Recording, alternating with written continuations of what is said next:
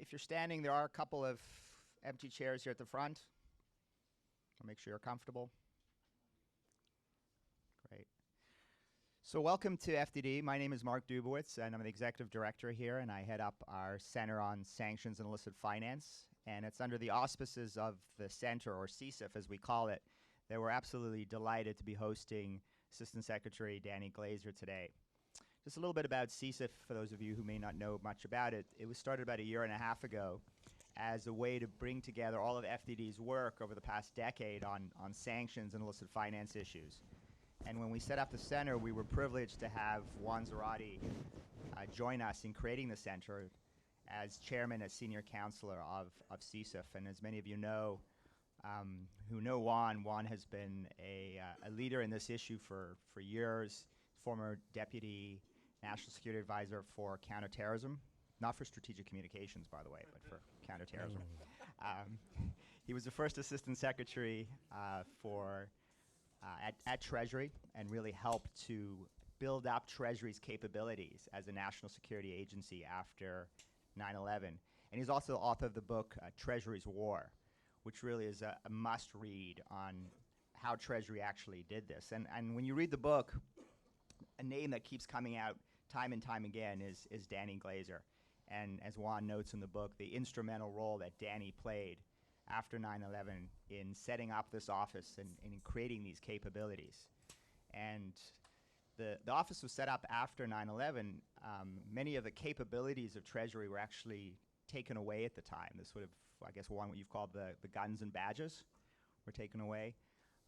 But for Danny, and for those of you who know Danny, Danny doesn't have a gun and he doesn't have a badge. But if you're a good guy, you have tremendous respect for Danny Glaser.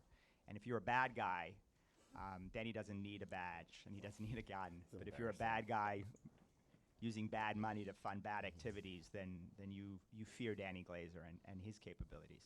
So it is absolute pleasure to welcome Danny here. He's been at Treasury, Danny, for, is it 16 years, 17 years? Longer. Longer. Like 19 years. Wow, 19 years. I know it's embarrassing to say. Well, it's not. So I know because I look so young.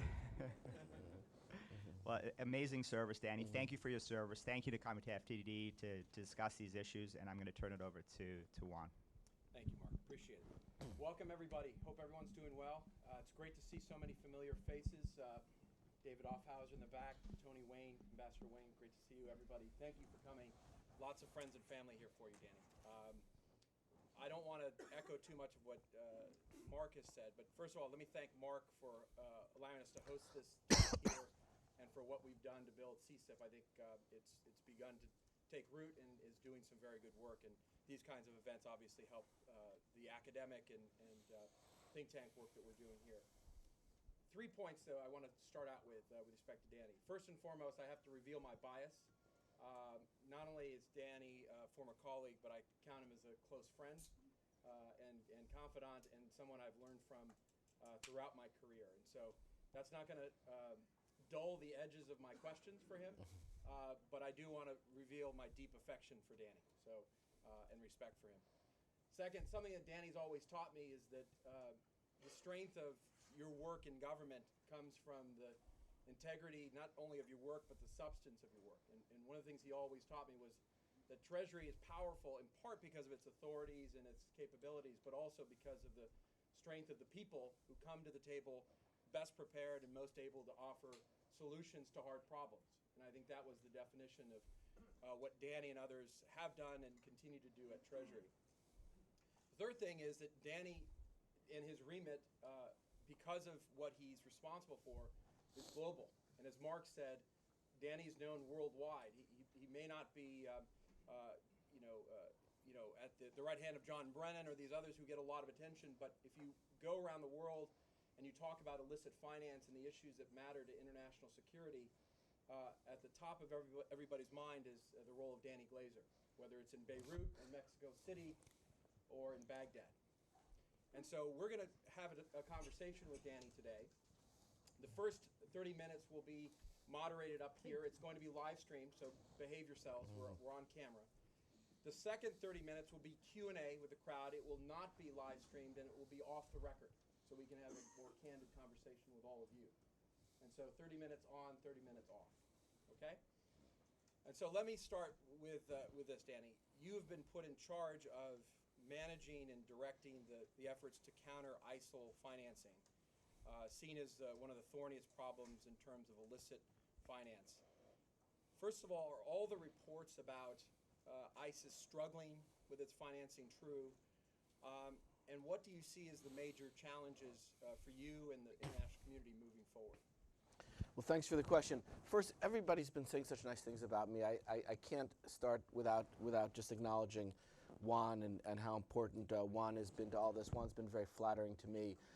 But I will say nobody deserves more credit than Juan Zarate for building the Office of Terrorism and Financial Intelligence at the Treasury Department. It was very much Juan's brainchild from the beginning, and it was an honor for me to work for Juan. He called me a colleague, which was nice. But I very much worked for Juan during his time at the Treasury Department, and he was the real leader of the effort. And thanks to Mark for inviting me and for all the great work that FTD has done in this area. It's a real honor to be here. If I acknowledged all the familiar faces in this room, that might be a good deal. I could filibuster through the on the record portion of it by just thanking everybody. But hi to everybody, and thanks for coming. It's a really impressive turnout, and it's very humbling that you all are interested to hear us talk about this issue. So let me just jump right into it and jump into Juan's question about ISIL financing. The short answer to your question is yes. ISIL is suffering financially, and it's due in large part to the efforts that we in the coalition have been taking. That said, they still have a considerable amount of money, so it's certainly not I'm not trying to do a victory lap or say that we've finished with the effort, but I do think that we're making progress. When you think about terrorist financing generally, there's two components to it, right? There's the cutting an organization off from its resources so it can't make money. And then there's cutting it off from the international financial system so it can't spend the money that it has. And that's terrorist financing in a nutshell. Now, there's infinite varieties within each of those categories, but everything pretty much falls into one of those categories or another. What makes ISIL such a unique target for us and such a unique problem set for us is that they derive so much of their revenue from internal sources. And we've seen organizations before that derive money from internal sources, whether it's Hamas or Al-Shabaab, but the scale from which ISIL does is qualitatively different, and it presents a qualitatively different set of problems for us as we think about it. And the diversity of their portfolio too, right? Well, yes and no. I would say they derive the vast majority of their money from basically two sources. One would be oil, and the other would be what I'll broadly call taxation. If you look at oil, an area that I think that we've made quite a bit of progress in, the number that we had been giving previously, till about early this year, was $500 million a year off of oil sales. I think that it's substantially less than that now. I think that's from a combination of reasons. I think the air campaign has had a major impact, in particular Tidal Wave 2, which began in November and is continuing to this point. That's targeting the oil production, refining, and transportation capability. So the entire sort of life cycle of oil production and sales, Tidal Wave 2 is targeting. In particular, I think it's very important that they recently started targeting the trucks that transport the oil. As a result of that, as a result of various other complications that they have in transporting through battle lines, through some very dangerous terrain, as a result of, I think, stepped up counter-smuggling efforts in Turkey and in other places, as a result of a whole wide range of things. As a result, I think, frankly, of the drop in the international price of oil, I think that all of these things come together, and I'm comfortable saying that I think they probably make about half of what they've previously been making. So that's great progress. It's still a lot of money, but it's certainly considerable progress that's been made. The other area is taxation. This is an overarching category that covers a diverse range of things, and that gets to your point, I think. I think they probably make about $360 million a year from quote-unquote taxation. that's hard to get at, right? That's pretty hard for us to get at, again, because it's internal. So the way I think about it, and I think the way we are thinking about it generally, is not looking at, well, how do you stop them from taxing this activity or that activity, because we're not going to be able to do that, but looking at broader questions of liquidity into ISIL territory. How do you drive liquidity? That prevents them from taxing. It also prevents them from profiting off of oil sales, because I think the vast majority of their oil profits are from oil sold internally within ISIL-controlled territory. So it's broad questions of liquidity that get into a whole then vast number of interesting questions about exchange houses, about all sorts of activities that we can see and that we can work with the Iraqis on, and that we have a little bit less insight into when it's going on in Syria. But that's generally, I think, the broad framework of the way I think about it and approach it. Super helpful. Let me pull a thread on that last point, because I think it's really important and is suggestive of a major difference between ISIS and the control of real urban environments and financial systems and other terrorist groups that, when we've worried about safe haven, we've worried about control of the hinterlands of the Hindu Kush or the deserts or jungles of Africa. But this is different, because they have urban environments, territory they control, have banks, they have access to money service businesses, as you indicated. Money is flowing in and out for purposes of cities like Mosul to actually survive. And so how do you deal with that dimension of the problem without strangling the very population you're going to have to try to help and obviously recover? Well, it's a hard problem set. The first thing to do, and again, it's easier to do on the Iraq side than on the Syria side. But when we work extremely closely with the Iraqi government. I'm a frequent visitor to Baghdad, as Juan said. I'll be going there again later this month. And so the first line of effort, if you will, is working with the Iraqi government to make sure at least the Iraqi financial system is secure and can't be used to move money in and out of ISIL-controlled territory. I think I think that we were successful with respect to the banks. You mentioned banks.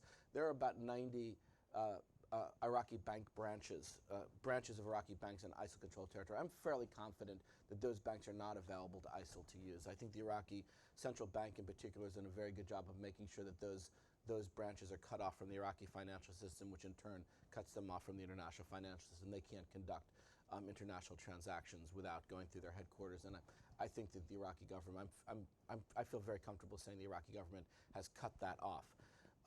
The challenge for us and for the Iraqis is the 1900 exchange houses that exist within Iraq. This is something that the Iraqis understand. It's not. I don't feel I'm saying something new or controversial when I say that. The Iraqi central bank itself has identified approximately 120, 130 publicly exchange houses that are blacklisted from access to the dollar auctions that the Iraqi central bank puts on. Those are exchange houses that the Iraqi central bank has identified as actually having a presence within ISIL-controlled territory or are otherwise engaged in transactions that have concerned the Iraqi government. That's a hugely important first step. But this is, it's only a first step, and it's something that they need to continue to improve on, and they will. We're working hard with them to make sure they've recently passed the comprehensive anti-money laundering counter-terrorist financing law. We're working with them, and the IMF and the World Bank and other countries are working with them to make sure that they could implement that. They have to make sure that they're getting out into certain cities that are maybe closer to ISIL-controlled territory, cities like Kirkuk, to make sure that there's a supervision and examination of institutions in those areas. But this is, it's not a short-term problem. It's something that we're going to have to get better at over time. But I do think we have a very willing partner with the Iraqi government. I think the senior leadership in Iraq all recognizes this as a priority matter that they need to turn their attention to. One final question on ISIL and even al-Qaeda-related terrorist financing. Do you worry about the establishment of the wilayats, these provinces that control other urban environments, like the coastal area near Sirte in Libya and other parts that also have sort of financial components, and where you don't have, let's say, like an Iraqi central bank to be able to work with to control those environments? Well, I think that the only ISIL affiliate that could even approximate, even theoretically approximate what you see in Iraq and Syria would be Libya. I will say I don't think it rises nearly to the level of the resources that are available in Syria and Iraq. Just to take an example, when ISIL took Mosul, there was, this is a UN number, $675 million in the central bank. It was mostly in Iraqi dinars, but valued at $675 million in the central bank branch in Mosul and the two major state-owned banks in Mosul. That was money that was available to them. $675 million windfall. When the Iraqis took Sirte, we're talking something like $4 million. So $4 million is a lot of money. I don't want ISIL to have $4 million, but that's a qualitatively different number than what we're talking about. When you look at the oil industry in Iraq and Syria, again, I said $500 million previously. I think we've been very successful in knocking that number down, but it's still, we're talking hundreds of millions of dollars. When you look at Libya, there's no reason to think they're making any money off of the oil business. In fact, they're attacking it. They're not trying to profit from it. They're attacking it. So when I think of ISIL finance, really the effort, we want to look at, we want to cut off the financial connectivity between ISIL and any of its affiliates, and it's an important part of what we're doing. But when you're talking about ISIL's ability to raise funds, to make a profit, to have access to revenue, the real game is still Iraq and Syria. Shifting to Iran, Danny. Obviously, we're in the wake of the implementation day and the unfolding of the JCPOA. The Iranians have been complaining that they're not seeing the relief that they thought they had bargained for, the reintegration into the international financial and commercial system. And there's been some discussions about allowing offshore dollar clearing and delegations being sent to Europe and elsewhere from the U.S. government to explain kind of remaining U.S. sanctions and restrictions. You and I went through the 2005-2006 period with North Korea and BDA, and one of the lessons I think there was, we've talked about this openly, is that we fell into the trap of needing to rehabilitate or rehabilitating North Korea in terms of then allowing the nuclear talks. Are we falling prey to that again? Are we getting into a position where we're having to rehabilitate Iran in order to demonstrate that they can benefit from the fruits of the JCPOA deal? No, I don't think that we're trying to rehabilitate Iran. I think that the administration has been very clear about its opposition to and concern with respect to Iran's support for terrorism, with respect to Iran's human rights abuses, with respect to Iran's destabilizing activities within the region. I don't think that we've ever wavered on exposing those issues and on opposing Iran with respect to all of those issues. If Iran wants access to the international financial system, and Iran clearly does, and it's something that they're entitled to, but they need to understand that the international financial system is a rules-based system, and Iran understands those rules, and Iran is working to put a system in place that implements those rules. But this is something that's going to develop over time. Danny, one of the great things you've done over the years is lead the U.S. delegation to FATF, Financial Action Task Force, which sets the international standards for anti-money laundering, counter-terrorist financing, counter-proliferation finance standards, and then adjudicates and judges and assesses countries and jurisdictions around those standards. Iran has been on, for lack of a better term, a blacklist for some time. Is Iran at this point working with FATF to try to get off that blacklist? And do you see that as a positive? Do you think that that's going to help with some of the reforms that are necessary for Iran? Yes. Would you like me to go on? Well, can you explain to folks what that looks like, maybe, from your perspective? Because there's no better expert in the U.S. government than you on this. So the Financial Action Task Force has a subcommittee called the ICRG, the International Cooperation Review Group, which issues lists. Juan called it a blacklist. It's not what FATF calls it, but that's what it's generally referred to in public discussions of countries that fall significantly short of meeting international standards with respect to their anti-money laundering and counter-terrorist financing regime.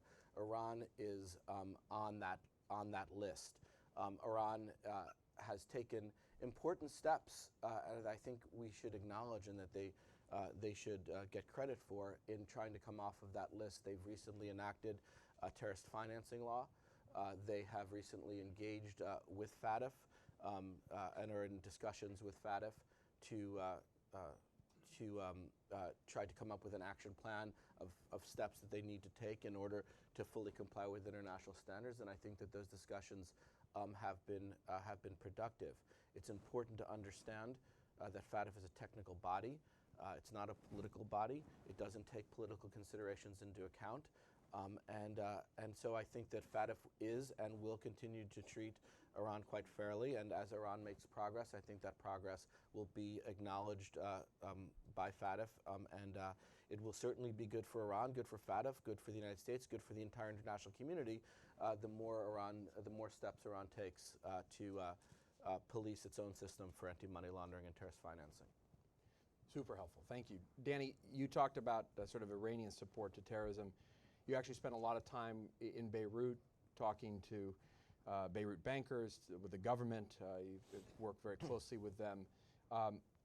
What's your sense of how Hezbollah sort of is evolving? In particular, you have this new legislation from the Hill, as well as enforcement actions looking at Hezbollah more aggressively as not just a terrorist organization, but as a global criminal organization. How do you see this all playing out in a fairly complex and crisis-laden region and country like Lebanon? Well, again, we've always been quite clear that one of the primary goals of the Treasury Department and certainly of the U.S. government as a whole is to confront Hezbollah, to degrade Hezbollah, and certainly from a Treasury Department perspective, to keep Hezbollah out of the international financial system. And we've been implementing a very consistent strategy over the past 5 years or so to do just that. And I think it's important for financial institutions around the world, including in Lebanon, to understand that that's certainly a priority of ours, and we're going to take whatever steps we need to take in order to safeguard the U.S. financial system and keep Hezbollah out of the U.S. financial system. I'm happy to say that I think that the Lebanese banks are partners of ours in that regard, and I do work a lot with Lebanese financial authorities, both within the Lebanese government and within the Lebanese financial community, to make sure that they are doing everything that they can, that they're being as cooperative as they can to keep Hezbollah out of the Lebanese banks. And again, I think that Lebanese banks are partners of ours in that, and I think that they're doing a very good job, and I'm very happy to be able to work with them on this.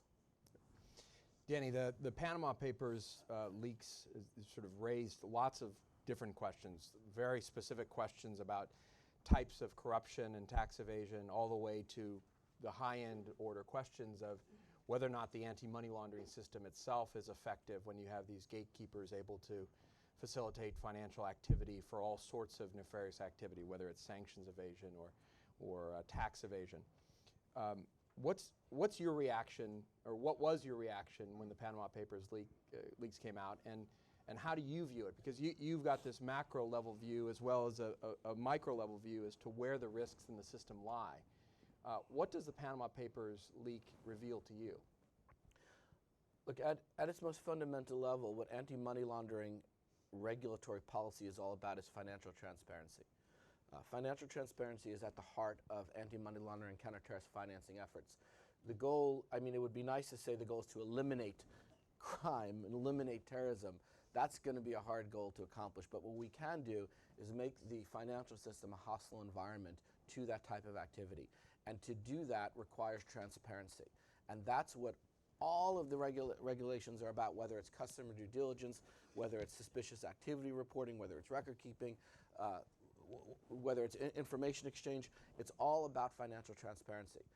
What the Panama Papers show is that we have a bit of work to do in the international financial system to achieve the level of transparency we're all working for. I do think the Panamanian government has made some important strides over the past couple of years in promoting financial transparency within their own system.